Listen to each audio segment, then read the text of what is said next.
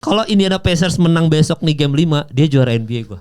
Oh gitu. Iya kalau dia menang game 5 juara NBA fix. In berapa? Berarti in 6 atau 7 tetap. Kalau lo bilang 7. Tetap in 7. Oke sih satu perlawanan lagi. Berarti iya. Indiana akan menang 2 bertandang lagi on the road. Iya kan misalkan besok 3-2. Iya. Habis itu OKC pasti menang lagi 3 sama kan. Berarti mereka harus menang 2 kali di OKC dong tebakan lo. Semua home timnya kalah. Wow. Ini prediksi yang gue gak pernah denger sih. Salaman Pak. Oh salaman Pak. Gue percaya Indiana Pacers kalau di kandang lawan lebih gacor daripada di kandang Gue wakilin Rico yang gak bisa hadir hari ini. Janggal lo Mal.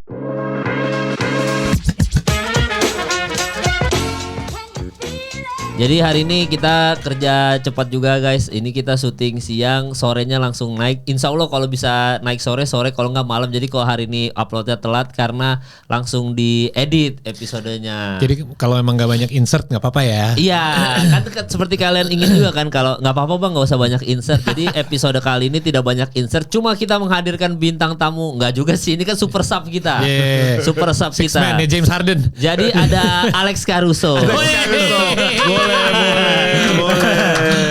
Wah, harus botakin kepalanya nih sekarang. Alex Carilso ya. Oh iya. Carilso. Boleh. Tapi kan lu bangga punya Alex Caruso di tim lu kan, Real, jujur. Bangga lah Mal. Lu percaya nggak Alex? Lu gue tanya nih ya. Alex Caruso selama regular season berapa kali dia nyetak 20 points Mal? Berapa kali coba? Regular season kan? Sejak masuk OKC. Sejak masuk OKC. 70 game ada. Zero. Ya bukan. Pokoknya sejak di OKC kan baru 1 tahun nih. Baru 1 tahun. Berapa kali dia pernah 20 poin? Berapa kali? Berapa kali, Real? Nggak ada pengapa. Zero, that's what I said, zero. Nggak pernah sama sekali. Nggak pernah. Di final sudah berapa kali Mal? Woi banyak kalau di 2 final. kali. Iya. 2 kali. Oh. Dan setiap Alex Caruso 20 poin menang OKC-nya. Oh gitu. Itu kayak fans OKC dong tahu tuh ya. Statistik itu ya. Nggak terpercaya sih karena gue tuh sama fans OKC kayak yang punya Foot Locker ya, siapa namanya Fitra ada sepatunya nanti kita kasih lihat Paul coba Paul. Ini sepatu dari Foot Locker. Ini supportnya Foot Locker terhadap podcast basket nobar bareng juga. Dan Foot Locker juga sempat ngasih beberapa trivia ya buat teman-teman yang datang nobar. Dapat ini juga ya. Ini gue kenapa pilih ini? Nanti deh gue cerita. Lu terlalu cepet sih bahasnya. Iya karena berhubungan sama dia fansnya OKC juga si Fitra itu. Iya benar. Nah gue pilih ini nanti deh gue ceritain karena gue pakai ini Slovenia. Nomor 77 nih Doncic sama Booker. Gue ada sedikit prediksi tentang mereka berdua tahun depan. Tapi nanti aja kita ya di ending ya kita kasih tahu ya Fitra. Dan ini berhubungan sama Fitra juga, Fitra Foot Locker karena Fitra Foot Locker tuh pas datang nobar pakai baju OKC. Benar. Nah gue itu baju OKC yang dipakai sama Fitra dan Iril itu adalah baju OKC yang tidak ada di Jakarta. Berarti kan mereka kalau Iril kita percaya di Labrak. Iril mah udah lubangnya banyak kayak di sana ya. Gak usah. Kayaknya udah kemarin kalau nggak salah udah buka toko kain ya. Itu gue yang desain Udah ada tuh udah. Jadi kalau Iril kita udah tahu Paul dia pasti berangkat ke sana beli langsung di lapangan. Handle-nya aja otentik berarti barangnya palsu. Itu dia. Berarti kan barangnya kan otentik kan gitu. Nah si Fitra ini punya jersey itu plus yang logo sponsor, itu. Logo sponsor itu. Berarti kan emang bener-bener mereka ke Amerika kayak Iril dan Fitra bener-bener ke OKC langsung kan.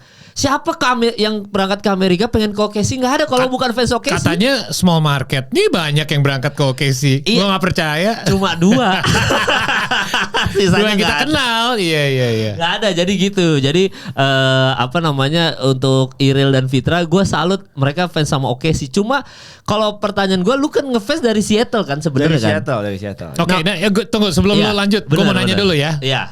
Soalnya ada, lu tau lah kalau orang yang dari Seattle merasa kota mereka tuh ibaratnya dirampok lah dengan ini tim kita, kalau ngambil tim kita dan di mana awalnya ada janji dari ownernya siapa Clay Bennett yang menyatakan bahwa gue beli tim ini tapi gue janji gue gak akan pindahin, tapi nggak pakai lama after that pokoknya kelihatannya emang udah ada rencana buat dia pindahin ke OKC.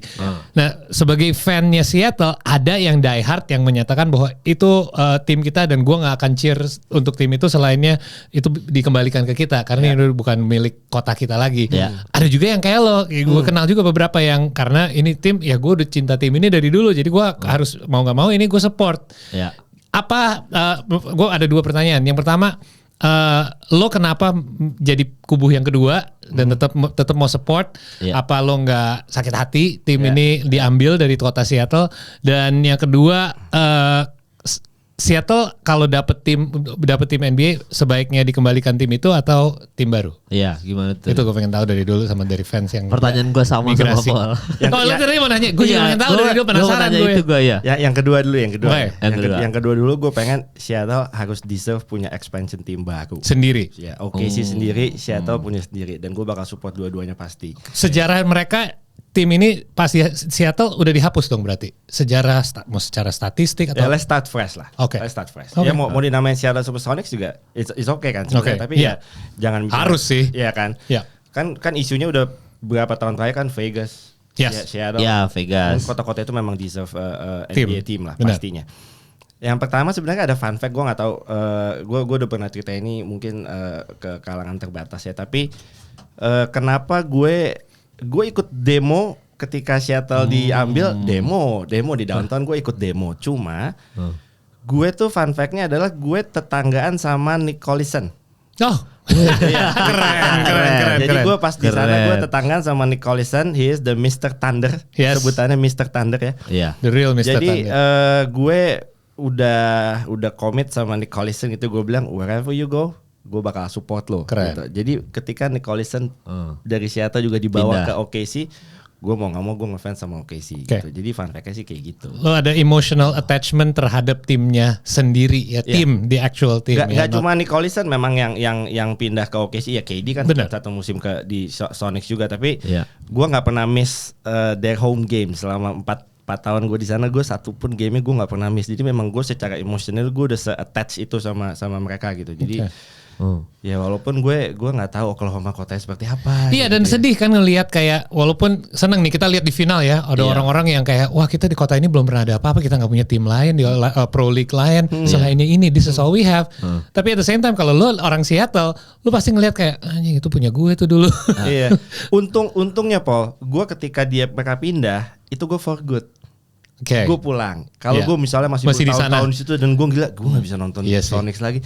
Mungkin berasa banget sih, banget. Jadi beda ya kalau emang yang orang yang tetap di sana residen Seattle pasti ada sedikit inilah ya pahitnya gitu. Demonya rame. Gue inget tuh. Ada dokumenter juga nggak sih? Iya kan? Iya, gue inget kok. Tapi Seattle sama Oklahoma ini berarti kayak apa? Maksudnya jaraknya jauh kah? Kalau misalkan ada yang nggak tahu nih jaraknya OKC sama Seattle ini. Dan kalau analoginya kota apa sama kota apa, Bandung Jakarta gitu. Lebih lah. Enggak lebih kan? OKC nggak ada apa-apa mal. Gue dulu dari Seattle ke OKC terbang 3 jam ya mungkin. Wih lah jauh. 3 jam. Lumayan. 3 jam 4 jam. Kayak ke mana? Ke Medan. Medan aja 2 jam. Iya. Ke ini Raja Ampat. Iya, ke Raja Ampat loh. Iya. Bedanya nggak ada yang ngeruk nikel. Jadi beda podcast itu, beda podcast. Nah, biasa gue tipis-tipis kalau ada yang nyambung. Nggak, tapi kan berarti orang Seattle wah bener-bener nggak ada. Tapi Seattle ada tim MLB ada ya?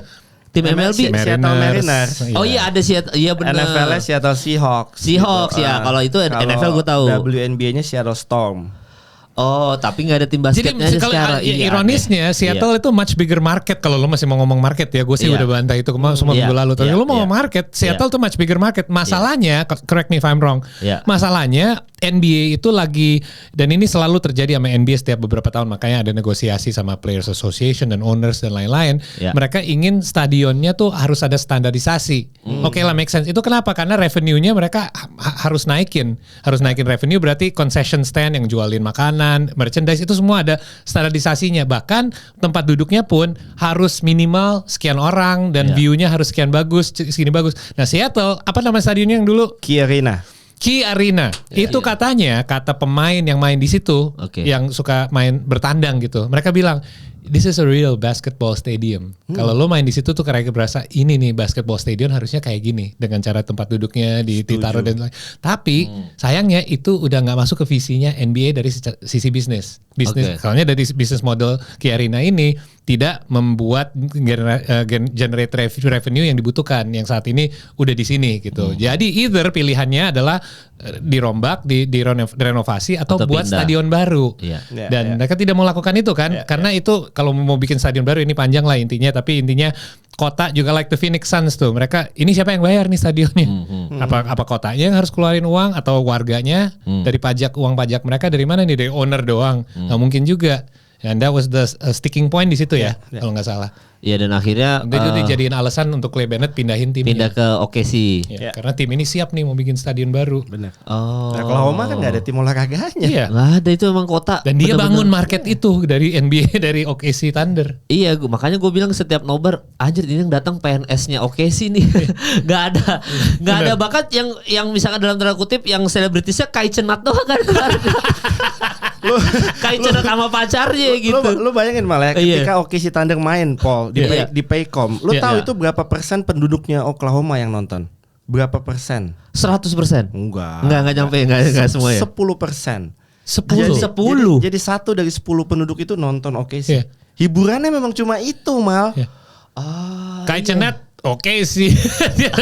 Tinggalnya di mana? Gue yakin bukan di situ sih. Datang karena final doang. Paling diterbangin ke situ. Iya, paling diterbangin. Kayak Cenat lu ini ya berangkat ya sini ya. Iya, lumayan ada artis. Masalahnya juga Oklahoma City kan punya sejarah yang cukup tragis juga. Gitu. Iya, jadi ini sesuatu yang buat kota mereka jangan bilang juga kayak wah mereka nyuri tim orang ini ya bencana alam. Karena makanya Thunder kan namanya. Iya, jadi akhirnya dan itu sering ada Thunder di situ makanya. Dan ini maksudnya bagus lah mereka punya sesuatu yang bukan hanya hiburan tapi juga generate revenue, tourism juga untuk pendatang. Jadi ini sebenarnya hal yang baik sih. Cuman ya inilah sejarah yang complicated kalau mau ngomong. Iya, jadi gue waktu tahun yang OKC KD masuk final tuh yang kalah sama Miami ya, sama Miami Heat. 2012. Jadi waktu itu gue punya visa Amerika real ceritanya. Gue punya visa Amerika nih dan gue tuh pengen berangkat ke kota yang belum pernah gue samperin. Kalau Miami kayaknya gue nggak kepikiran, kayak gue nggak dukung Miami aja gitu. Kayak waktu kota itu kan NBA maksudnya. Iya, kota NBA karena masuk final. Gue kepikiran tuh real beli tiket OKC, sumpah gue langsung kayak apa gue berangkat ke Oklahoma. Gue sampai buka Google kotanya kayak gimana. Karena gue biasa kalau ke luar negeri sekalian gue nyari konser, cari hiburan yang lain, entah itu mungkin pantai kah atau apa, atau mungkin ada Disneyland yang pokoknya gitu-gitu deh. Gue cek kagak jadi berangkat gue. Langsung wah nggak jadi deh. Gue nggak mau ke Miami-nya, karena kan gue akan pakai baju OKC sendirian otomatis kan. Waktu itu zaman itu emang gue ngefans itu sama Russell Westbrook sebenarnya. Makanya begitu gue berangkat ke LA tuh All Star, gue beli jersinya Russell Westbrook. Karena gue suka banget sama Russell Westbrook deh pokoknya gitu. Gue mau berangkat gara-gara OKC nggak ada apa-apa aja. Nah ini yang kita bahas kalau argumen small market big market. Small market big market kan minggu lalu gue bantah. Iya. Nah inilah salah satu argumen ya, orang kayak lo aja yang tadinya mau berangkat, nggak jadi nih, nggak ada apa-apa nih kota ini. Gitu kan itu bisa jadi lo jadi atau enggaknya kan keputusannya. Iya, karena kan gue sambil ngevlog biasanya Paul. Iya benar. Kalau cuma nonton final gue bingung. Maksudnya kalau gue ke Chicago masih ada lah gue foto patungnya Jordan ke apa gitu. Kalau ini nggak ada.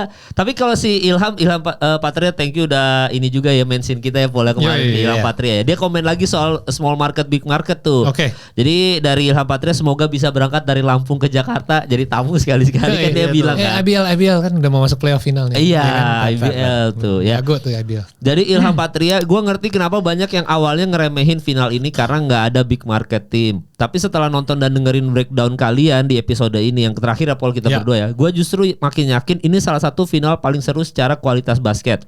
Yang paling gue highlight, kalian berhasil nunjukin kenapa defense itu krusial, itu satu ya. Bukan cuma buat nostalgia fans basket tua, dari swarmingnya Pacers saja, effortnya TJ McConnell sampai block momennya Miles Turner, itu semua yang nentuin game. Gue rasa banyak yang baru sadar, oh iya ya ternyata game seru tuh nggak melulu soal shoot 40 poin. Plus battle of the bench ya, kita kan dibahas kemarin juga statistiknya dikasih lihat tuh waktu pertandingan kan, waktu game 4 itu. Di era yang semua orang nyari superstar, ini bukti kalau kolektivitas dan depth masih jadi expecter. Respect buat kalian yang bukan cuma analisa teknis tapi juga berani angkat narasi yang jarang disorot, kayak persepsi rating, narasi media, sampai ketimpangan antara casual versus hardcore fans. Ya by the way makasih udah bacain komen ya, terima kasih Ilham juga ya.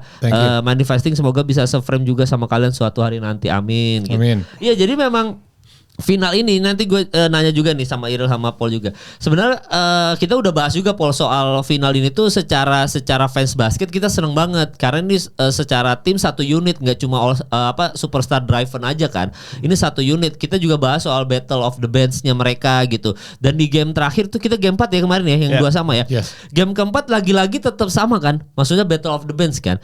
Lu untuk lu kemarin nonton game 4 kan lu yang paling deg-degan Ril waktu nonton. Kagak bisa duduk. Percuma dikasih kursi juga udah. Iya itu kalau gue selalu bilang bahwa OKC itu ketika di halftime mereka kalah itu kecenderungan kalahnya besar karena mereka tuh sulit lawan Denver Nuggets tuh buktinya SGA harus step up ketika mereka itu ketinggalan di first half dan J-Dub dan SGA nggak step up ya udah atau SGA-nya lambat panas lah gitu. Nah ini kemarin tuh ada kecenderungan lagi kalah. Lu sedek-dekan itu karena lu tahu anjing OKC kayaknya kalah hari ini atau lu masih ada kayak 50-50 nih kayaknya masih bisa menang deh gitu. Gue ada satu momen gue kalau nggak salah di quarter 3 itu Indiana lead terjauhnya itu beda 10. Iya benar. Double digit akhirnya untuk pertama kalinya. Untuk pertama kali beda 10. Iya. Gue dalam hati gue cuma bilang kalau ini ke 12 kalah. Oh. Karena kalau once itu hit 12 itu langsung ke 14, ke 16, ke 18. Malah makin jauh. Okay. Gue nggak akan lupa sampai sekarang gue lupa tapi wawancaranya itu siapa ya pemain NBA ditanya. Dia jawab gini, ketika gue lagi di posisi ketinggalan 8 poin sama gue lagi di posisi ketinggalan 12 poin itu mentalitasnya totally beda.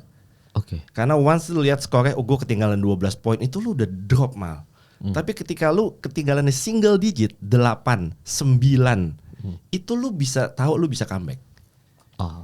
Itu pemain di era mana yang lo? Era sekarang. Soalnya ini gue juga pernah bahas ini sama lo sama Rico di mana kita sebagai manusia tuh obses banget sama double digit. Gue ngerti kenapa tapi triple double kalau lu dapat 9 dan 9 jelek lu mainnya. Triple single malah dibecandain kan sama ini Draymond Green triple single nih kali ini. Tapi secara kalau lu nambah 1 aja di setiap kategori, wah gila, amazing triple double. Padahal cuma selisih 1 kan. Jadi kita sebagai manusia tuh emang obses dengan extra digit ini dari 9 ke 10 ini. Top 10. Wow, kenapa harus 10 ya? Ke 10 round number. Ya, tapi gue juga merasa mungkin semakin kesini itu akan berubah karena 8 itu ya bisa dibilang ya 4 field goal sampai 3 lah, 3 sampai 4 field goal. Bahkan 12 juga masih lu bisa kejar dengan 4 field goal sih. Tapi gue juga setuju. Bahkan kemarin kan kita duduk di meja di depan tuh. Jadi gue sempet lihat lah kalau ada DM masuk kadang-kadang ada dari viewers kita DM gimana nih bang, oke sih kayak lagi ketinggalan nih hal gitu. Gue kadang-kadang balas. Ada satu yang bilang gimana bang oke sih kira-kira bisa nggak di game ini? Terus gue cuma balasnya not if they keep playing like this. Kalau selama mereka ini di quarter ketiga, kalau mereka masih mainnya kayak gini nggak bisa. Mereka nggak main kayak OKC basketball yang gue selama ini lihat musim ini, bahkan sampai playoff pun. Even di momen-momen lawan Denver nggak ada momennya up and down lah ya. Ini gue belum lihat up-nya di pertandingan ini sama sekali. Iya betul. Tapi gue juga mikir yang sama. At least selisihnya nggak terlalu jauh. Jaga di situ. As long as mereka bisa within yang kita bilang tuh striking distance ya. Berarti at any moment kalau mereka tiba-tiba ada yang disebut Mike Breen tuh Thunder Avalanche, tiba-tiba defense to transition, 3 point, hal kayak gitu bisa bikin mereka ngejar kan. Dan itu gue melihat OKC Thunder basketball baru di antara menit ke 6 atau 7 di quarter terakhir. Iya betul. Di situ baru terjadi kayak leganya. Gue Amerika kenapa berdiri karena sebenarnya rasa lega kayak akhirnya mereka bisa main kayak gini. Lu nunggu lama gila sih sampai ini terjadi atau mungkin momennya tepat. Karena setelah udah mereka dapetin momentum nggak diserahin kembali lagi ke Indiana karena itu terjadi 2 kali. Indiana sempat fight back lagi sedikit. Tapi habis itu another run dari OKC put it away. Iya jadi memang deg-degannya tetap sampai yang kuarter 4 itu ya, Ril ya. Karena gimana pun Mal, semua angka-angkanya nggak berpihak ke OKC Mal. Iya itu dia makanya. 3 poinnya 3 dari 17. Iya. Asisnya hanya 10. Itu angka-angka yang menurut gua kalau lu jadi Indiana, we have to win this game. Indiana masukin 11 kali 3 point, OKC cuma 3. Itu ada 24 poin difference loh. Iya. Dari 3 point doang. Gue suka gitu tapi mereka bisa menang pertandingan dengan tembak 3 kali 3 point. Mana lagi tim yang di era sekarang? Boston Celtics, hello. Cuma during the game ketika lu ditanya sama sebelah lu kan ada yang nanya gue, Koekel gimana nih? berat bro, gue kan ngeliat box score gimana ini. Iya, orang gue sampai kuarter 4 aja, gue sampai kuarter 4 tuh udah berdiri di kursi. Gue bilang kayak enggak, ini gue jamin Pacers pasti menang karena ini OKC nggak pernah begini. OKC pernah begini langsung kalah nih sama Nikola Jokic. Gue bilang yang lagi party Mamba mentality Nikola Jokic di Serbia. Si latihan udah party, udah toketnya udah kemana-mana kan, udah kelihatan gitu. Kan dia nggak six pack apa kan. Tapi gue langsung momen, bahkan gue bilang ke Mutia sebelah gue kan, Mutia, gimana nih mal Indiana Pacers menang, tenang aja udah. Gue bilang karena dia Indiana Pacers juga kan.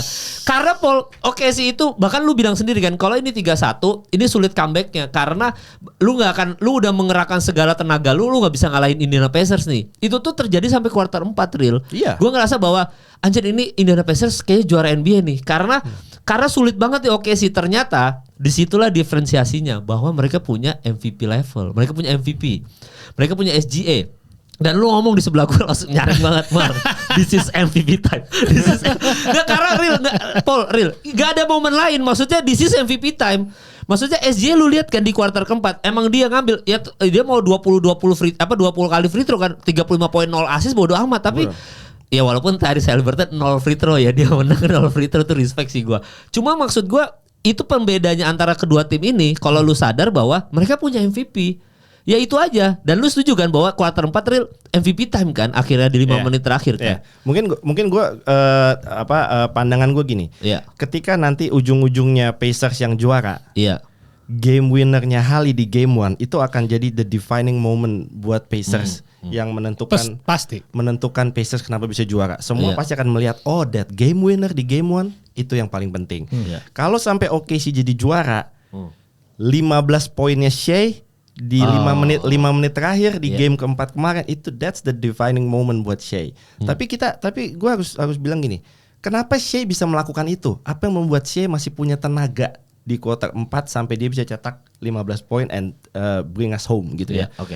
Karena yang jagain OKC di awal bukan Shai, yang jagain itu J-Dub. Yang jagain sepanjang pertandingan itu Caruso sebenarnya. Tapi yang ujungnya, yang finish itu adalah Shai gitu. Bagaimana caranya Shai masih punya tenaga? Karena di game ketiga Shai udah ngos-ngosan, tiap kali dia jatuh lama berdirinya. Kuarter 4 OKC udah collapse di game ketiga. Dan Mark Daigneault tahu ini gapnya jaraknya cuma 1 hari. Dari Kamis main berikutnya Sabtu gitu. Shai-nya udah kelihatan engap. Gimana jagain Shai-nya di game keempat? Kalau lu perhatiin game OKC 9 game terakhir kayak OKC, Shai itu di first quarter pernah nggak diganti? Iya benar.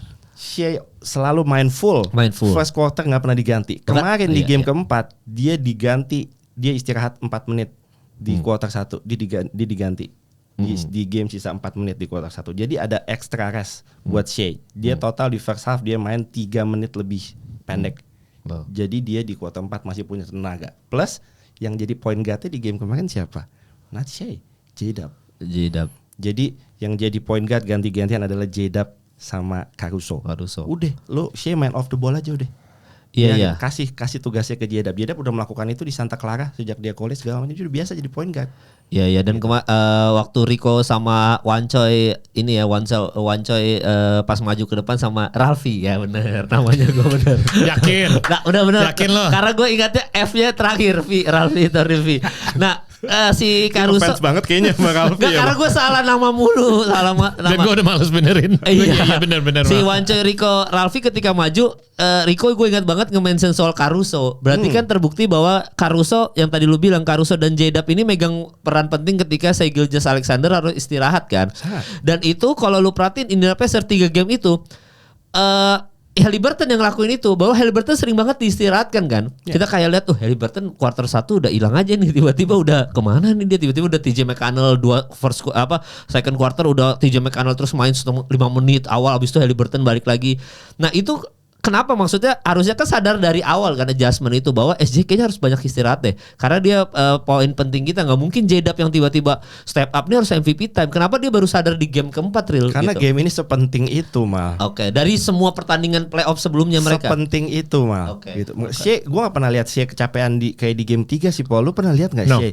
Kuarter 4 sampai dia yang kayak capek. Dia belum pernah sampai segitunya gitu. Makanya gue bilang game ketiga buat analis juga pasti semua agree. Itu pertama kalinya ngelihat OKC, pemain OKC kuarter 4 sampai bisa pada capek gitu.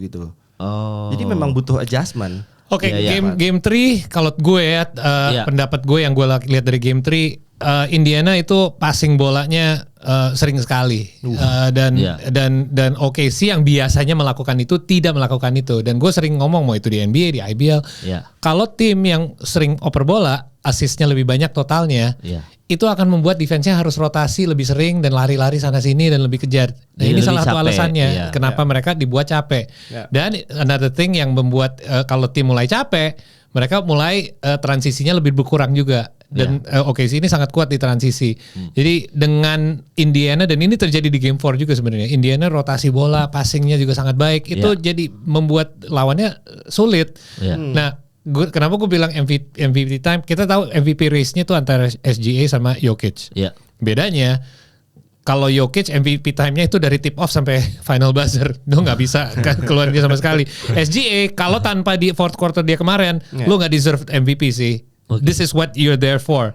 Karena kita ngomongin depth kan, tim ini sekarang dua-duanya ada depth. Jadi nggak usah sih yang dari tip off sampai akhir. Ya kalau nggak kewalahan juga, dan ngapain juga, lo ada pemain lapisan yang sangat dalam di OKC. Jadi emang dia dibutuhkan untuk melakukan itu. You have to bring it home gitu. Karena tim lo udah cukup bisa jaga jarak, cukup dekat. Nah saatnya lo harus go for the kill or kill the game. Ini that's why ada MVP time. Kalau gue sebut itu buat dia kemarin, karena ini nih saat lo sekarang nunjukin kenapa lo dapat MVP, dan he did that, dia dengan melakukan itu. This is MVP time ya. Dan ini kemarin masalah juga capek-capek kemarin itu soal mereka pada capek gitu ya. Gue sama Paul kan karena sebelah-sebelahan kan kita ngobrol terus ya Paul ya berdua. Lu lihat Mal kan Paul kemarin cerita. Kalau si Indiana Pacers itu kan passingnya yang tadi cerita, passingnya jalan terus kan, mereka tuh gerak terus. Sementara begitu si maju bawa bola, mereka kebanyakan ISO. Jadi kayak nggak gerak, yang di ujung pada ngendok aja di ujung. Dan itu gue ngeliat kalau wah ini sih Indiana Pacers jadinya nggak kerja keras sih secara defense, lebih enak karena ya lu main ISO ya gue santai aja gitu. Nah apakah itu sebenarnya kalau lu perhatiin sampai kuarter 4, apakah itu sebenarnya strategi untuk udah biarin deh kita mepet-mepet segini, maksudnya nggak usah main muter-muter bola dulu, simpan tenaga dulu untuk kuarter 4, kita ISO aja dulu. Apakah itu termasuk strategi begitu lu lihat kuarter 4-nya begitu? Ya memang defense Pacers juga bagus Mal. Oh jadi memang capek beneran ya? Mereka nutup semua passing lane-nya, mereka nggak biarin semua bergerak dengan enak gitu, semua gap-gapnya bisa keisi gitu ya. Shea main hero ball, Chat main hero ball, nge-3 point di block, dia mau nge-tag a drive ke dalam di block lagi sama Miles Turner. Jadi itu hal-hal yang keluar dari identitasnya OKC. Indiana membuat OKC bermain keluar dari identitas mereka gitu loh, makanya nggak akan bisa. Gitu. Makanya itu yang berusaha di-adjust oleh Mark Daigneault di game keempat. Ini pemain kita pada memati semua di game 4, akhirnya semua pada main ISO sendiri-sendiri. Mana ball movementnya, mana pergerakannya off ballnya, cutting-cuttingnya nggak ada. Makanya minute managementnya benar-benar dijaga. Jadi kalau teman-teman nonton final ini bukan sekedar dua tim ini bertanding ya, tapi bagaimana dua pelatih ini benar-benar main catur ya. Catur kayak gila mah. Game 4 time out, timing untuk time outnya dari dua-duanya ya, Mark Daigneault maupun dari Rick Carlisle sangat bagus ya. Kayak kita melihat nggak sampai momentum udah mulai dibangun, mereka langsung time out gitu. Jangan kasih ini lama. Makanya kita lihat jaraknya tetap dekat antara dua tim ini. Iya memang final tahun ini tuh secara ya dibandingin, maksudnya kan kalau biasa kita ngeliat final tahun lalu kan Golden State sama Boston ya. Boston. Dallas. Iya Boston Dallas. Emang ketika kita lihat pertandingan tahun ini yang bentuknya satu unit gini, entah kenapa strateginya jadi kelihatan jelas gitu. Kan kalau misalkan tahun lalu kita ngeliat Boston Celtics, Jason Tatum, Jalen Brown bawa bola terus gitu. Atau enggak kadang-kadang kebantu Kristaps Porzingis juga kan musim lalu kan sama Jrue Holiday. Karena Porzingis kan sebelumnya cedera main tuh di final. Kebalikannya sama ini Luka Doncic-nya mati-matian gitu-gitu. Kayak beda dimensi ya nonton finalnya gitu. Peran pelatih dan skemanya lebih terlihat kan. Iya. Jadi kan kita selalu ngomongin, gue nggak suka nih sama Kosbat nggak pernah adjustment gini-gini, atau enggak Mike Thibodeau gini-gini apa segala macam. Mike Thibodeau saudaranya Tom Thibodeau ya. Gue nama digabung-gabung ya. Ya Allah ya bener Tom Thibodeau. Coach Knicks baru tuh. Iya Mike Thibodeau. Pecat Tomnya. Yang belum ketemu siapa-siapa, harusnya Mike Malone, Mike Thibodeau digabungin aja deh gitu. Nah jadi kelihatan tuh peran pelatih ini gitu. Karena kan selama ini mungkin kita tuh kayak beranggapan apalagi fans casual ya selalu bilang wah ada Luka Doncic, wah ada Kyrie Irving gitu. Kita lihat tuh dia mainnya gimana dan kita melupakan bahwa kita selalu ngomongin ini kayak pelatihnya nggak pernah Jason Kidd kayaknya nggak ngapa-ngapain dah gitu. Nah di pertandingan final tahun ini itu kelihatan banget bahwa keputusan time outnya bahkan kita udah bisa prediksi yang tadinya OKC gerak terus, oh ini OKC capek sih, defense-nya bagus banget dan kita selalu bilang bahwa Nembhard ini kan adalah defender yang bagus banget ya. Dia bisa ngetiin Jalen Brunson yang tadi yang 40% jadi 30% doang. Dan itu kelihatan SJ tuh capek banget di tangannya si Nembhard ini walaupun mereka satu negara terus habis itu mereka sering main bareng, tapi justru kelihatan banget capeknya gitu. Nah, ini tuh lu sebagai fans hardcore lah itu sama kayak Paul juga. Lu seneng kan sama final tahun ini kan, Ril? Sangat seneng. Iya kan? Sangat seneng. Ya lu jangan nanya dia OKC-nya masuk final. Harusnya kali dia bilang enggak. Mungkin karena secara itu basket ya. Iya bener juga ya. Mungkin karena itu ya Paul ya. Mungkin karena itu enggak sih?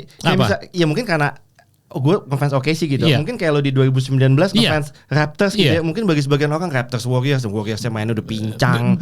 Tapi bedanya masuk ke seri itu kita sih merasa ya kemungkinan besar kita akan kalah. Beda. Kalau lo posisinya dalam you're the favorite. Mereka pressure-nya di lo. Gue kayak Pacers tahun ini kayak ya udahlah kita harusnya juga kalah. Kalau bisa menang ya wow, makanya euforia semakin pecah karena kita ngalahin walaupun itu karena cedera ya. Diakui bahwa. Tapi 2019 emang one of the greatest playoff run sih. Bukan cuma Raptors ya. Kawhi sih gila sih Kawhi sih. Itu gila sih. Makanya waktu lo tanya samain kayak playoff run yang siapa yang mirip kayak Kobe gitu ya, gue nyamainnya Kawhi Leonard yang gue lihat satu orang berandal untuk membawa satu. Bukan SJ ya, modern Kobe Bryant. Beda karena Kawhi. Beda lah karena OKC satu unit gue liatnya dengan leadernya ujung tombaknya SJ. Dan karena mereka satu unit ya tahun ini ya. Jadi cedera superstarnya berkurang gitu. Maksudnya mungkin kan kalau tahun lalu Haliburton kena cedera tuh ketika final kan lawan Boston. Jadi game 3 gak main sampai seterusnya mereka di sweep gitu. Di sini dulu. Iya knock on wood lo jangan. Jangan sampai apalagi game 5. Enggak dari keseluruh playoff lo gue sangat happy dengan. Iya maksudnya cedera ringan karena ada tapi kedua tim ini rotasinya bagus Paul. Sehingga kalau kita lihat Golden State tadi ketika lawan Raptors itu KD sama Steph pasti mainnya 30 menit ke atas semua. Klay Thompson makanya ada cedera Achilles tiba-tiba entah MCL-nya meniscus ya apa sih waktu itu KD kedang sih. Iya makanya karena capek semua kan. Maksudnya pemain tuh kayak Klay Thompson berapa menit sih main pasti kan gila. Ini saatnya gue mau kasih tahu juga mau kasih apresiasi maksudnya. Walaupun kita tahu pemain paling jago SGA di OKC, gue ada newfound respect dan gue gue senengnya melihat dua tim yang ada kedalaman di timnya. Jadi bisa muncul pemain favorit baru di tim itu. Gue bukan maksudnya pemain favorit gue of top 3 or top 2 gitu, tapi maksud gue dari tim ini nih. Tadinya kan gue cuman ya SGA lah, gue kemarin aja pakainya baju SGA. Tapi gue suka banget sama Chet, terutama Chet Holmgren, karena effort dia. Orang yang poster tubuhnya kayak gitu, effort dia main defense di perimeter kelihatan banget, dia usaha banget untuk main defense. Dia kena double ankle breaker di awal pertandingan. Emang kalau lihat bukan maksud ketawa, tapi kocak aja lu udah kena satu yang selalu lagi kena. Tapi dia terusin main, gak disubstitute sama sekali. Bahkan dia kena ankle lagi sedikit ke twist later on, dia masih tetap main. J-Dub 2 kali jatuh yang keras banget yang kedua. Itu bad fall. Itu gue kira wah hancur ini bakal dikena stretcher aja, dia langsung push up berdiri lagi. Richard Jefferson bilang kan ini kedua tim udah saling nggak suka nih. Gue suka nih justru main game keempat kelima ini mereka mulai kasar karena mereka udah muak ngelihat ngelihat lu lagi gitu udah benci lah ibaratnya. Bad blood. Tapi at the same time lu dijatuhin keras gitu itu statement juga bahwa lu nggak akan nyakitin gue segampang itu. Dia langsung push up berdiri lompat gitu kayak nggak ada apa-apa. Gue yakin itu sakit sih. Tapi ya jadi gue respect dari dua pemain itu yang gue lihat so tough man. Lo lihat Chet jatuh kayak gitu di tengah musim, dia kehilangan 4 bulanan kan. Jatuhnya mirip kayak J-Dub berdiri kayak nggak ada apa-apa. Dan kalau sebaliknya di Pacers, gue new favorite player on the Pacers ya Haliburton, everyone's favorite favorite underdog lah sekarang. Jadi dengan seri yang kayak gini jadi muncul kayak pemain yang dulunya lo nggak terlalu lirik, nggak segitu banyak lah, tapi sekarang lo jadi wah ini salah satu pemain favorit gue. Gue tahu pemain favorit barunya Kemal. Siapa? Cason Wallace. Gue respect ya. Iya jujur ya. Cason Wallace. Gue ada pemain favorit di Indiana Pacers juga, Benedict Mathurin. Bukan karena Kanada, karena dia free throw-nya karena gak masuk sama dia pertandingan. Jadi OKC menang. Tolol. Tapi di situ lo gak tegang kan? Lo masih tegang? Yang mana? Yang Benedict Mathurin tembak free throw. Oh enggak. Di situ gue udah tahu juga, udah cukup yakin. Gue gak tegang. Jadi satu poin gini, gue mungkin nambahin ya. Shea itu 15 poin di quarter, di sisa 5 menit terakhir. Dia tuh 15 poin. 9 poinnya tercipta ketika dijaga sama siapa? Sama Aaron Nesmith. Jadi Shea itu dioperasikan sebagai on ball screener ya. Dia nge-screen J-Dub supaya dia dapat switch ke Aaron Nesmith. Setiap kali dia dijaga sama Aaron Nesmith, dia poin. 9 poin itu dicetak pas dijaga sama Aaron Nesmith. Ketika dijaga sama Nembhard, gue makin kesini makin appreciate main sama Nembhard. Iya, gue respect banget. Very underrated, elite defender, very disruptive, tangannya aktif banget, active hands. Dia tahu harus close kemana, dia harus ngarahin kemana. Menurut lu seberapa besar faktornya mereka udah saling hafal style of play-nya? Karena sering kita lihat klip kayak ketahuan lah mereka berdua sering latihan bareng di tim. Latihan ya, kalau latihan kan lu udah sering lihat move-nya juga. Pasti ketika misalnya Shea mau spin, dia tendensinya spinnya kemana ya? Kalau dia attack dari elbow dia mau kemana? Itu pasti semua udah ada di otaknya Nembhard gitu sebenarnya. Iya, ada satu momen kok ketika kan SJ selalu kebiasaan push off gitu baru dia mundur ke belakang kan. Ada satu momen ketika si SJ ini mau push off, Nembhard tuh tahu lu tangan lu pasti aktif ini. Dia mundur dikit. Sehingga SJ tuh kayak anjing gue gak ada patokan nih. Jadi begitu dia mundur ke belakang, Nembhard udah dapat ini kan. Karena jadi itu tuh maksud gue kayak Nembhard itu karena dia ya pintar banget ya. Maksudnya kita lihat di beberapa pertandingan kayak udah hafal SJ mainnya SJ.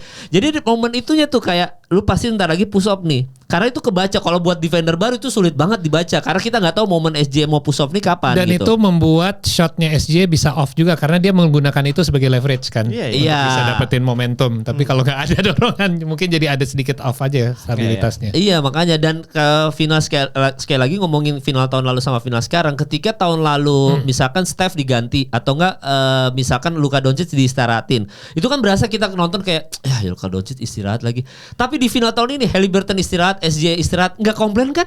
Itu biasanya pas Doncic diganti lo ambil snack dulu tuh bentar. Bentar gue refill dulu kopi. Iya bentar dulu. Tapi kan kalau ini momen Haliburton istirahat banyak. Gak ada sih momen untuk lo istirahat di game seri ini. Haliburton istirahat kita nonton TJ McConnell. Lebih pecah lagi. Ya calon pelatih itu ya. Si Nesmith berarti sepatunya tuh harus lebih oke, itu harus dapat signature. Gue sama Rico selama seri ini nyela sepatunya. New Balance kan itu katanya yang biasa di rak paling depan. Dan makanya kita tuh selalu ngomong gini real bercanda. Karena kan kita kemarin juga berhubungan sama Foot Locker. Jadi kita ngomongin sepatu terus. Kita tuh sadar bahwa itu sepatunya nggak ganti. Jadi kayaknya tuh pertandingan sebelumnya udah lu pakai sepatu itu aja deh. Karena Caruso tetap draft day yang Kobe kan. Shea yang biru. Berarti kan itu sepatu yang dipakai game 3 tadi lu pakai lagi aja deh. Kalau di Smith emang gak ada yang lain. Itu doang. Itu Miles Turner juga kan sama. Iya, Mas Turner yang Kobe, tapi itu paling kan masih Kobe yang 6 yang apa sih? Iya, lupa gue namanya kemarin. Yang mismatch banget tuh, ada zebra, ada stripe. Tapi yang Nesmith enggak ada yang tahu tuh itu New Balance apa. Kawhi juga. Kawhi ya? Kayaknya Kawhi mungkin ya. Oh gitu ya? Enggak tahu gue. Ini banget cuma N doang gede banget gitu kan. Sempat kita mau ambil juga tuh di Foot Locker. Player eksklusif tuh. Kagak saking eksklusifnya enggak ada di toko.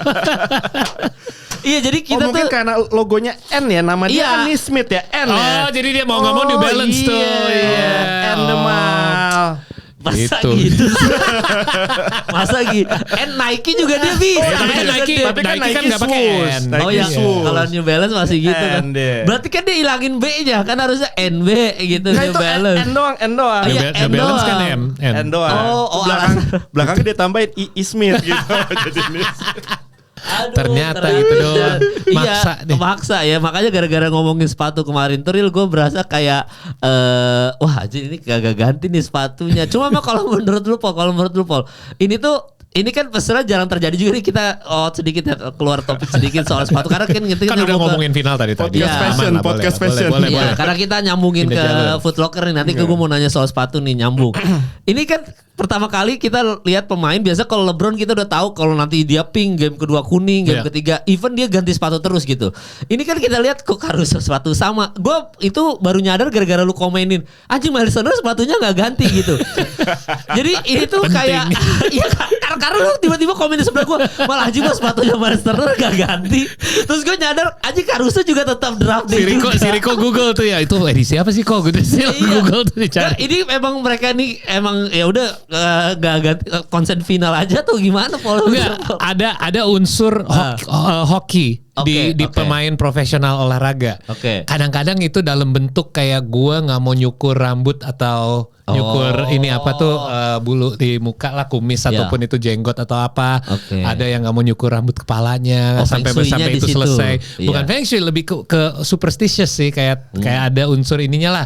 Nah gua nggak tahu ya kalau Michael Jordan dulu kan dia sampai pakai celana kuliah dia di dalam celana NBA-nya, makanya dia awal-awal kenapa salah satu pemain yang sering pakai gombrong karena celana North Carolina-nya dipakai di bawah NBA shorts-nya.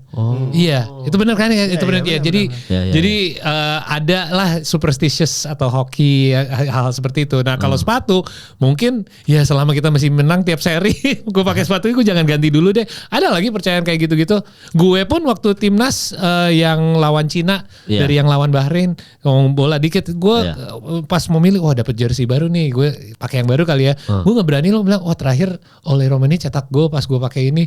Ya, padahal ada hubungan sama gue pakai jersey, tapi gue pakai dia cetak gol lagi, semakin masuk ke otak gue kayak jangan-jangan ini ngaruh nih. Ya kan? Makanya gue nggak berangkat ke Jepang, nggak cetak gol. Dan nggak pakai Ole Romani. Tapi maksud gue adalah unsur orang kadang-kadang percaya walaupun itu jelas ya mungkin nggak ada hubungannya sama sekali. Dan juga yang gue dengar ini adalah gue lupa Jordan atau siapa yang pokoknya ada rotasi sepatu tuh 3. Jadi kalau lo pakai sepatu in game itu tuh lo pakai antara 5 atau 6 kali untuk 5-6 game. Dan yang sebelumnya yang akan masuk ke in game lagi di break in period nih, ini dipakai untuk 5-6 untuk durasi 5-6 game, berapa hari itu mau itu 2-3 minggu itu buat latihan. Dan yang rotasi sebelumnya lagi itu buat dipakai jalan dulu. Jadi dipakai mungkin jalan ke stadion, jalan ke mana-mana. Nah, setelah terjadi rotasi itu semua jadi maju. Jadi yang in game nggak dipakai lagi. Terus yang dari latihan udah lu bisa masukin buat main in game karena udah cukup enak. Dan yang dari jalan-jalan lu masukin buat sepatu latihan.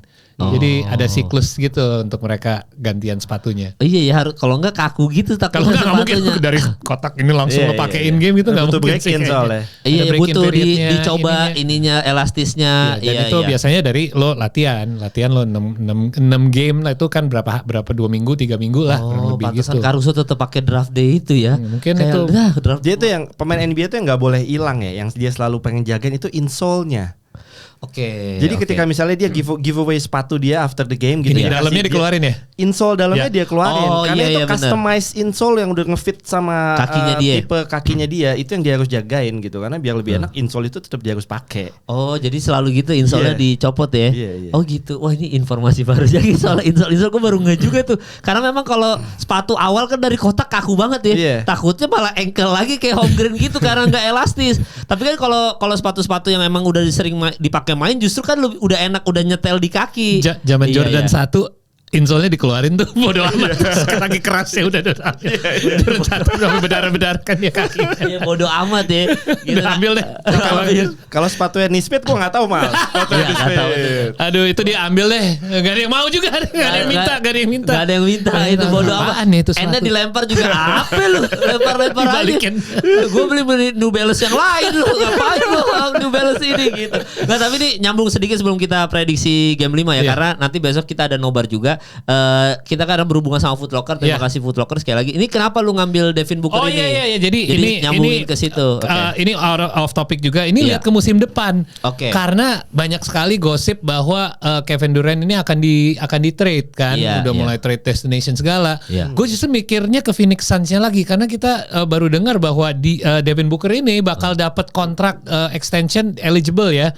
Kontraknya gila banget sih. Udah mulai terlalu tinggi ya menurut gue ya. Gila men, mereka udah Shea juga it's like hampir 1 juta per game.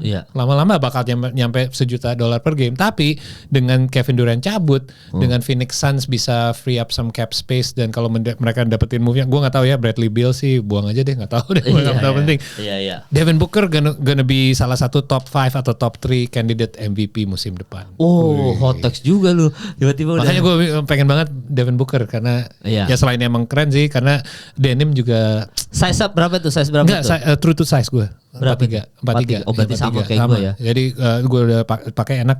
Dan denim ini by the way 2025 style trend. Ini ngomongin sedikit di luar olahraga.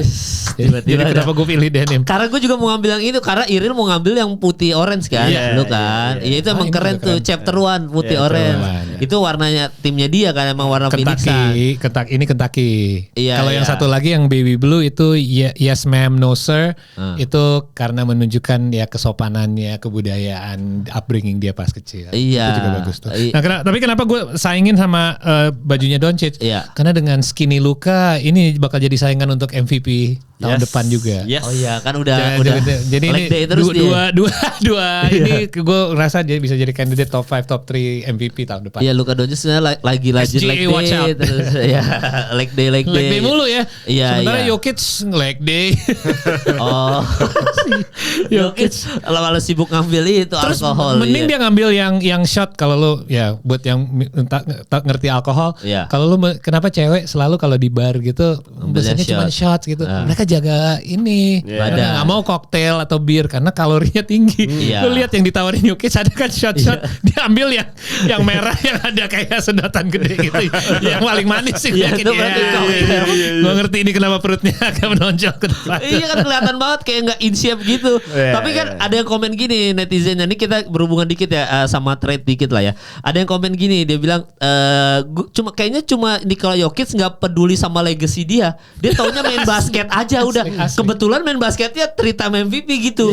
Dia kayak nggak peduli aja real gitu. Dia nggak peduli aja udah 3-time MVP ya. Apalagi dia peduli kan. Kebayang nggak kalau dia peduli? Wah sadis sih. Nggak, dia tuh kayak ya ini kerjaan gue aja sih. Kayak gue kerja aja. Kebetulan gue poinnya paling banyak ya udah. Gue seneng gitu sih. Udah sebenarnya gue walaupun kita terhibur, gue nggak suka dia di shooting gitu-gitu. Udah biarin aja lah. Iya, maksudnya jangan di shoot gitulah. Maksudnya biarin aja. Tapi keren ya dia masih pakai pro dry fit celananya. Gak pakai celana berenang tuh. Habis main basket langsung tuh. Ya karena kan badannya bagus. Dia kan nggak pede. Iya, tapi kalau ini dikit nih, karena ada trade baru kan ke Orlando Magic, Desmond Bane pindah. Dia siapa Memphis Grizzlies berarti dapat KCP sama dapat Cole Anthony gitu. Sama ini 4 first round unprotected draft pick. Ini kan kayak banyak orang nggak sebanding nih kalau Luka Doncic di trade cuma dapat AD sama siapa Max Christie sama satu draft pick. Nah, sama satu. Tapi ini Desmond Bane nih menurut lu real Paul ini worth it nggak dengan trade ini gitu? Worth it. Sekilas mungkin kalau buat fans Magic ya mungkin lihat yang anjing 4 first round pick. 2028, 2030 menurut gue it means nothing. Itu bakal lower pick juga buat karena Magic udah di level yang mereka mau konten buat championship gitu ya. Tapi Desmond Bane itu benar-benar fit the criteria buat pemain yang mereka butuh. Mereka butuh shooter, mereka butuh shot creator. Itu ada di Desmond Bane. Muda. Dan masih muda dan kalau mereka mungkin orang bilang gila Magic hilang asetnya banyak banget itu ke depannya. Itu pemainnya semua muda. Lu mau ngomong dari Goga, Anthony Black, Tristan da Silva, semua Jonathan Isaac, Banchero, Franz Wagner, Mo Wagner, Jalen Suggs itu semua muda benar-benar. Jadi mereka nggak kehilangan kemudaannya kok gitu loh. Aset-aset 2028 2030 go ahead ambil aja. By that time Orlando Magic ini hot take kalau seandainya podcast basket masih ada di tahun 2028. Orlando Magic is the OKC of the East. Jadi apalah itu pick. Picknya juga nggak bisa masuk rotasi juga. Nggak bisa dibawa nggak bisa bawa selalu mati kok. Bayangin ya dia ada Banchero, ada Desmond Bane, dua-duanya shot creator. Kan kalau Banchero juga shot creator juga hitungannya kan dia bisa bikin shot gitu. Itu keren banget tuh. Karena Magic tuh 3-pointnya salah satu yang jelek mal. Apanya? 3-pointnya. Oh 3-pointnya. Even ada Franz Wagner tetap jelek. Overall as a teamnya jelek ya. Oh, makanya dia butuh Desmond Bain ya. Karena kalau kita nonton ini juga Paul yang kemarin Memphis ketika lawan OKC, anjir itu satu tipe tuh Ja Morant sama Desmond Bain. Jadi kita kadang-kadang kayak, ya siapa sih yang mau shot creator di tim lu gitu. Tapi akhirnya dikeluarin satu jadi sesuatu yang baik kan. Win-win sih buat gue dua tim ini. KCP akan membantu Memphis Grizzlies banget dengan experience dia sebagai veteran dan what he can do kayak 3&D guy juga. Berarti Ja Morant gak akan cabut ya Paul ya musim depan nih. Stay di Memphis. Kelihatannya Memphis lagi mencoba untuk memperbaiki tim ini ya. Kalau mereka tidak make moves, gue ada tebakan bahwa mungkin the move is to move Ja Morant. Tapi kalau mereka mau memperbaiki dari pelatih pemain-pemain semua, sekelilingnya Ja Morant ya mungkin enggak. Ya jadi gitu ya. Nanti kalau ada berita trade lagi nih kan kita tinggal berapa game lagi nih, udah habis minggu depan kayaknya juga udah yang 2 episode, tinggal minggu depan dong kita udah. Ya habis itu 1 episode lagi balik. Nah, makanya kita nanti kalau ngomongin trade masih panjang waktunya, off season juga masih lama. Pasti ada blockbuster trade lagi yang kita nggak tahu siapa, misalkan Trae Young atau enggak siapa KD sejauh ini masih KD ya. Ini Nasrid bener gak sih? Mau Lakers. Nasrid katanya mau Miles Turner. Katanya mau Clint Capela. Kagak gue. Nah, kalau Nasrid Miles Turner after game 4 gue gak jadi tuh Zoom call juga di cancel. linknya dihapus. Gak perlu deh. Tadinya mau Zoom call aja interview dulu mau cocok. Nggak, setelah game 3 kan. Ada Nasrid enggak, kalau emang ada Nasrid gue Nasrid lah. Nasrid ya. Enggak, kalau after game 3 kan kita masih bilang bolehlah latihan di facility dulu gak apa-apa deh gitu. Tapi ada yang bilang ngomong ke gue lewat DM. Tapi kan Nasrid tetap 6 man. Kalau Master kan udah ini jelas udah dia starting starter. Lineup, ya. Bodoh amat gue prefer Nasrid sih. Nasrid ya. Startingnya Steven Adams aja udah. Keren. Oh, I love Steven Adams. Suka banget. Keren. Alright, Mike.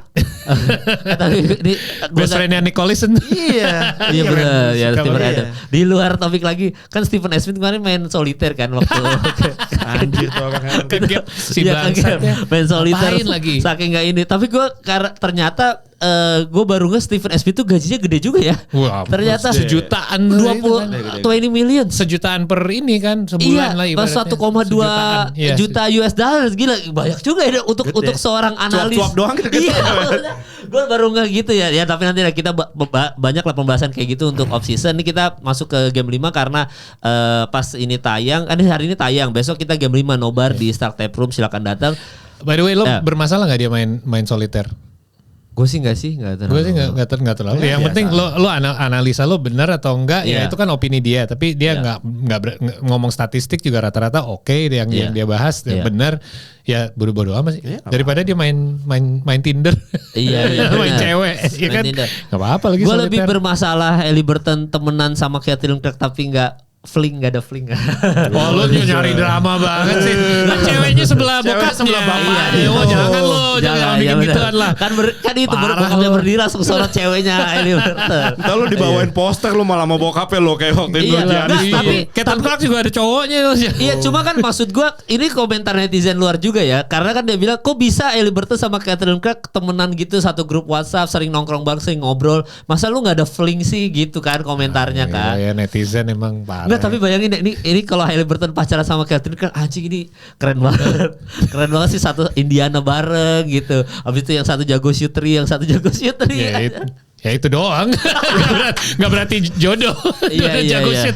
Cewek cantik loh si Hali loh, cantik. Iya cakep kan di sebelah bapaknya. Bapaknya pas berdiri kan sampingnya. Iya tapi gitu. Tapi kata Caitlin Clark ayo kita one on one gue bilang. Nah kalau one on one gue pegang Caitlin Clark gue. Sama ceweknya Hailey. Oh enggak sama Haliburton. Sama ceweknya. Ya ngapain dia one on one sama Hailey? Gak siapa tahu dia iseng mau bikin konten one on one. Gue bisa pegang Caitlin Clark. One on one shoot. Iya one on one shoot. Gue megang Caitlin Clark. Iya makanya. Lihat lepasan dia dari mana? 3 kali nembak dari logo kemarin. Logo iya, 48 detik. Feet. Dan itu ada, gue nggak tahu ya kalau Haliburton, kalau Caitlin Clark punya rekaman Haliburton dia nembak clutch point kan. Dia ada waktu buzzer beater dia ada rekaman. Kayaknya Haliburton nggak ngerekam Caitlin Clark waktu logo itu ya 3 kali ya. Itu terjadi kayak hal biasa sih. Iya. Dan rilisnya seberapa cepat. Iya. Gue gak pernah lihat rilis secepat itu mau cowok ataupun cewek. Iya. Kalau Hali kan rilisnya agak lama ya. Iya. Kayak kemarin Shea udah ngedeket dikit, Hali rilis telat dikit di blok. Jadi ini kalau Caitlin Clark dia kayak sambil berhenti dribblenya dia udah mulai melepas bolanya. Iya. Lu coba lihat deh slow-monya kayak kok dia udah ngelepas bolanya. Dia sambil lari. Dia kan sambil lari. Terus langsung di shoot gitu kan diangkat kan. Iya, kayak buzzer beater gitu ibaratnya. He is the Steph Curry of women's basketball kan. She's at least minimal udah Steph Curry.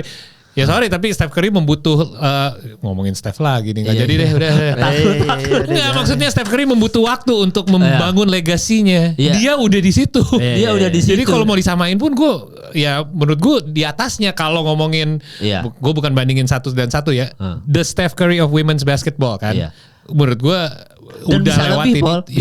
Bisa lebih makanya karena dia di titik ini aja udah di situ, udah kita sama-samain gitu. Iya, tapi memang kenapa dia hatersnya banyak banget ya? Karena sejago itu. Iya, karena sejago itu aja ya. Enggak, tapi kita bertiga aja nggak mungkin benci sama Catherine karena kita cowok. Oh, kalau cewek lu mau ke situ ngomongin bahas ini jangan. Rada susah nih topiknya begini. Yang benci tuh yang jambak-jambakan gitu. Iya, makanya kan jambak-jambakan kemarin. Iya. Tapi gue gara-gara itu sih jambak-jambakan untung viewers kita cowok semua. Iya. Jadi gue nonton. Ada tuh mau falling jambak ya. Itu dia tuh. Ada cuma terjadi di WNBA. Tapi kita game 5 nih sebelum mudahan yang bahas game 5. Let's go. Berarti ya gampangnya aja deh. Game 5 lu pasti megang OKC kan? Tapi akan mepet sama kayak kemarin prediksi lu atau ini seperti OKC aja jauh lagi leadingnya jauh lagi gitu. Wah, ini final yang sangat karena dibalikan ke kandang kan. Ini final yang sangat nggak bisa predictable boleh. Every game has a different. Dari awal, dari titik awal. Every game has a different story, different ending, different players yang step up. Unsung hero-nya setiap game beda-beda. Tapi fun fact-nya adalah Indiana ketika OKC bisa nahan mereka di bawah 110 poin. Indiana nggak pernah menang di playoff. Kalau Indiana skor di atas 111, they always win. 11-0 rekornya. Jadi make sure Indiana nggak bisa poin di atas itu. Oh gitu. Jadi lu nggak bisa prediksi bahkan ini bakal leading jauh lagi atau nggak bisa diprediksi ya. Kalau lu Paul bakal gimana nih game 5 Paul? Iya, gue setuju sama Iril. Ini dari game pertama aja kita ada ending yang tidak di-expect. Kita siap pertandingan melihat kita udah dapat Benedict Mathurin game lah, di mana next game-nya dia bau banget. Obi Toppin by the way favorite player baru gue di Indiana Pacers selain Halliburton ya. Amazing. Gue suka dia di Knicks, suka dia waktu kita slam dunk competition. Tapi selain itu gue happy banget untuk Obi Toppin, big game ya, kayak put back dunk, 3 point. Jadi next game-nya bukan Obi Toppin dong, siapa nih? So far kita ikutin trennya selalu pemain lain yang step up. Nah dari sisi itu susah ditebak. Tapi I'm gonna stick with my pick. Gue udah bilang bahwa karena Indiana colong game 1 udah gak bisa OKC in 5. Susah untuk menang 4 in a row. Tapi dengan ketinggalan 2-1 pun OKC berarti untuk prediksi gue bener in 6 mereka harus menang 3 in a row against Indiana Pacers. Ini menurut gue close to impossible. Tapi gue tetap akan stick with my pick. Karena I think OKC and Mark Diagno udah figure out inilah problemnya. Iya, dan gue rasa itu terjadi di pertengahan quarter terakhir di game 4. Kayaknya dia udah ketemu formula baru untuk ngalahin Indiana Pacers ya. Karena di quarter kan dia mungkin kita bahas di awal Paul, quarter 1, quarter 2, quarter 3 itu kan buntu banget OKC. Jadi kalau kayaknya OKC nggak bisa juara kalau mainnya kayak gini terus. Tapi quarter 4 kayak ada something new, dan sebuntu-buntunya mereka ketinggalan single digit. Itu yang membuat gue optimis. Iya, sejelek-jeleknya lo main, lo masih ketinggalan cuma single digit, lo nggak di blow out juga. Iya, jadi ini kalau OKC juara, apalagi nanti di game 5 dia menang, ini udah kayak momennya si SGA aja gitu. Dan rotasinya SGA ya, maksudnya dia berani untuk istirahatin SGA, J-Dub megang bola, Caruso megang bola. Dan gitu. Kenapa gue tetap pilih 6? Karena gue ngerasa OKC akan menang back to back nih untuk pertama kalinya di seri ini. Karena main di kandang OKC, I think they're gonna bring the momentum ke OKC. Dan kenapa gue ngerasa bisa close out? Karena moment of the series-nya untuk Halliburton udah terjadi di game 1. Gue gak ngerasa dia akan ada, I don't think ya, selainnya kalau emang gue salah, wah syukur deh kita dapat 2 momen yang amazing. Tapi momen itu udah terjadi di game 1. I don't think akan ada miracle lagi momen. Karena Halliburton biasanya cuma setiap series cuma 1 momen gitu doang. So far. Jadi momen peaknya, momen entah dia clutchnya, momen dia poinnya banyak near triple double. Ibaratnya kalau main video game power up-nya udah pakai tuh.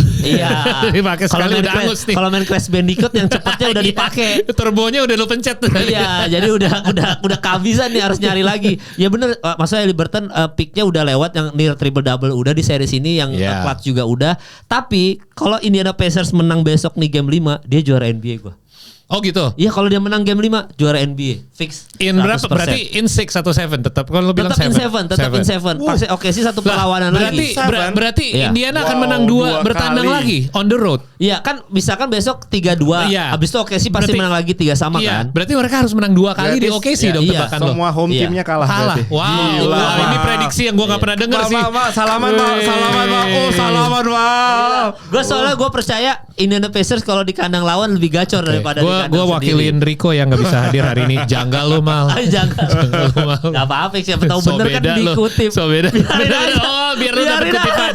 Oke. Gue yang penting dapat. Tapi gue berani jamin kalau Indiana Pacers menang game 5 di juara NBA. Kalau gue. Tapi kalau OKC menang ya masih bisa. Kita masih kayak nanti di kandang mungkin Indiana Pacers. Tapi tetap menang OKC in 7. Oke, gue nggak yakin. Intinya kalau gue sih tebakannya OKC in 6 tetap. Tapi kalau emang Indiana kebetulan besok menang, I don't think mereka bisa menang 2 kali sih di kandang OKC back to back. Oke. Berarti lu in 6 kalau begitu. Berarti in 7 dong kalau Indiana menang besok. Lu OKC in berapa berarti? Gue in 6. Menurut gue namain dikit game keempat kemarin menurut gue buat Pacers ya Paul, it's tough to swallow buat mereka menurut gue. Itu satu kekalahan yang akan. Lu udah leading jauh lama. Itu secara moral lu drop banget sih kemarin kalah. Lu bisa up 3-1 men kalau lu bisa close out kemarin 3-1. Lu bisa ada 2 kesempatan untuk close out. Leading by 10, leading by 7 in the fourth dan akhirnya lu benar-benar collapse gitu. Ibaratnya OKC udah kena nih leading 47 menit plus terus kena comeback. Tapi mentalnya mereka kembali besoknya menang kan lusanya. Itu menunjukkan bahwa kita mental down, let it go. Ini seri masih panjang. Nah ini seri udah gak panjang lagi nih. Tinggal best of 3. Jadi Indiana harus turn around, bisa gak mereka step up? Susahnya mereka waktu kemarin itu game 1 game 2 di OKC. Ini mereka harus sekarang ke kandangnya OKC. Di mana crowdnya pasti sepi kan. Iya karena penentuan juga kan. Iya. Ya makanya kalau Indiana Pacers menang juara NBA udah itu. Ini buat kutipannya Ken, ingat Ken, ini menit berapa nih Ken? Janggal lo udah siap ya. By the way satu lagi yang janggal. Sorry ya sebelum kita selesai. Itu crowd kemarin, thank you ya Video Sport sudah bikin nobar. Itu seru banget. Kita bikin emang entertaining banget, hostnya juga seru. Tapi ada satu yang gue bermasalah. Apa itu? Crowdnya. Gue nyampe sedikit telat karena gue nyari parkir. Tapi gue denger dari lo deh, lo bilang crowdnya beda sama nobar kita yang kemarin Pacers semua, ini OKC semua nih. Gue dengerin ya dari quarter pertama. Tiap kali OKC cetak basket sepi aja ya. Cuman gue sama Rico doang yang gini-gini dikit. Tiap kali Pacers masuk 3 point masuk, woi. Yakin lo Mal ini crowdnya kenapa pada sepi semua? Bener kayak gue dan sampai halftime gue sempet nanya kayak ini crowdnya sebenarnya crowd Pacers atau crowd Thunder sih? Karena crowd Thunder tapi nggak ada yang sorak. Dan itu nggak bisa dibohongi. Itu nggak bisa, itu dari naluri lo. Kalau tim yang lo pengen menang cetak poin lo pasti tanpa sengaja gitu kan, itu natural. Tiba-tiba pas quarter keempat kok mulai kayak cheering banyak nih buat OKC. Ada orang baru datang atau apa nih ya, gue lihat tiba-tiba kok jadi seru. Bahkan pas Benedict Mathurin nembak studio gak masuk-masuk OKC MVP pas Shea nembak free throw.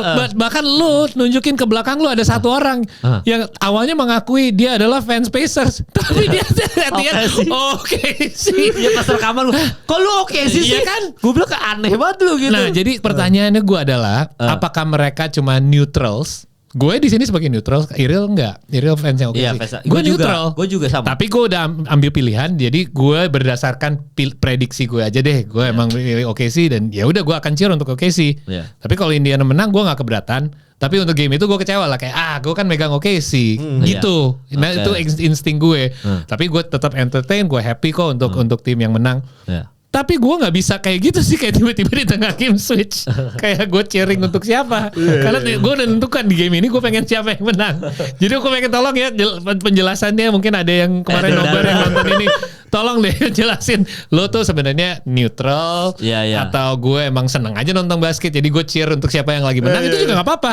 Gue gak ada masalah, cuman gue pengen tahu alasannya kenapa nih. Menurut lo apa alasannya? Ya alasannya kalau menurut gue sih pasti karena underdog, pasti kan dukung underdog dulu kan. Bener. Pasti yang ini pundit-pundit nih ceritanya oke sih di depan nih pasti nih. Apalagi ada Iril datang, wah oke sih. Reinhardt datang kan NBA Info, oke sih. Oh jadi mereka nyamar. Iya apalagi kan mereka nyamar. Padahal fansnya Pacers gue gue sih kok bang gitu. Ya kan gue bercanda di tengah. Lu jangan tiba-tiba ganti jersey Pacers lu, tiba-tiba berubah gitu. Karena memang rata-rata kan yang di depan ini lu. Terus abis itu Iril jelas di samping. Devon Van Oster milih OKC juga. Kan yang Pacers cuma gue sama Mutia, Rico. OKC kalau Wancoy kan Chicago Bulls ya. Dia kayak lebih ke situ ya.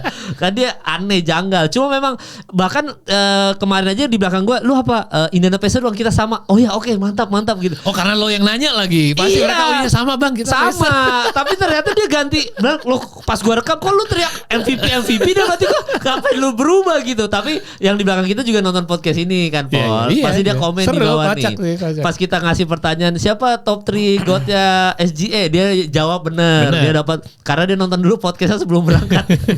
Hebat loh itu. Makanya gue yakin kita harus naikin ini malam ini. Iya. Karena ada yang mau nonton pun sempat untuk bisa nonton podcast 1 jam dulu sebelum mereka nonton final. Iya benar-benar nonton dulu dia. Karena kan pertanyaan kita top 3 GOAT-nya SGA siapa, sebutin berurutan. Gue bilang kayak gitu. Dijawab kan sama dia dapat tumbler atau dapat kaos gitu. Karena benar, karena nonton dulu. Gue nonton dulu bang. Terus dia bilang tadi thank you gue udah nonton dulu podcastnya sebelum berangkat ke sini, pas on the way ke GBK dia nonton. Iya gitu. Dan itu janggal juga tuh Real Paul, karena pertanyaan yang mudah mereka nggak bisa jawab. Tapi begitu pertanyaan yang sulit jawabnya benar semua. Kayak Rick Carlisle sebelum ke Dallas Mavericks latih di mana dulu? Bener Detroit Pistons. Padahal sebelumnya latih Indiana juga gitu. Wah anjir bener. Ya siapa 2 Kentucky yang sama di tim OKC bener. SGA sama idola saya yang baru Cason Wallace ya kan. Aneh banget tapi respect buat yang datang, knowledge-nya keren banget. Makanya dan silakan ya dukung siapapun yang lo mau. Gue bukan gatekeeper, terserah. Gue juga senang-senang aja. Gue juga senang denger chant itu. Cuman gue aneh di end of the game kayak bukannya tadi sepi banget ya oke sih. Sekarang Thunder teriak-teriak. Oke sih kayak wow. Sih ada di tengah aja udah. Kalau Pacers nge-point semua pada videoin gue gitu. Norak banget. Gue bilang mampus lu kok di videoin gitu. Gue bilang apaan sih lu? Gue paniknya gue gitu. Gak usah lo bro, itu make sense kalau Iril karena dia fansnya oke sih. Gue sering di DM juga kalau Pacers menang. Woi gini Pacers nih. Ya gak apa-apa sih. Gue kasih jempol aja. Good for you guys. Iril tuh selain bajunya oke sih, kemarin sepatunya juga oke sih. Keren tuh, custom. Dari mana tuh? Boleh tuh kasih shout out. First Customs itu gimana sih ininya? Lo boleh pesen tim yang lo mau. Iya. Terus mereka di authentic, any design sih. Any design yang lo mau custom sepatu lo kayak apa ya bisa aja. Bukan hanya Nike dan. Bukan, sepatunya bebas. Sepatunya dari lu. Any shoes, Kobe atau apa bawa ke dia dengan konsep yang ke dia tuh ke siapa? Gitu ya. Ada nih First Customs namanya. First Customs ya. Kebetulan adik kelas gue juga di Canisius. Jadi dia kolaborasi sama Authentic. Semoga kita bikinin custom shoes buat tim-tim yang masuk NBA Finals. Ya udah gue bilang oke sih bikinin gue gitu. Ya udah. Gue ada tuh kayak Dunk atau EJ1 yang lama yang yang putih doang. Jarang pakai juga, enggak putih doang tapi gue pengen ya udah bosen gitu. Bisa kan digit? Bisa banget. Iya itu boleh tuh. Boleh kan ya. Jadi nanti kita lihat di game 5 siapa yang menang. Kalau mau datang nobar langsung ke Start Tap Room aja. Ada kalau di tempat kayak gini udah pasti ada bayarannya ya. 150.000 dapat 9 dapat ini. Tapi makanan sana enak. Ya, besok gue gak mau puasa, gue mau makan kayak lo terakhir. Oh iya, gue juga kayak enak banget. Hari ini terakhir makan gue jam 5. Habis itu gue langsung besok pagi. Besok gue juga mau sarapan sana. Iya, jadi intermittennya cukup dulu ya. Jadi buat yang pengen nobar besok datang aja ke Start Tap Room. Ada gue, Iril, Rico sama Paul juga. Dan nanti episode hari Rabu kita ada take Rabu lagi ya. Buat tayang hari Kamis nanti menuju ke game 6. Kita lihat apakah Indiana Pacers yang menang atau OKC. Jadi thank you udah nonton episode kali ini. Sampai bertemu di episode selanjutnya.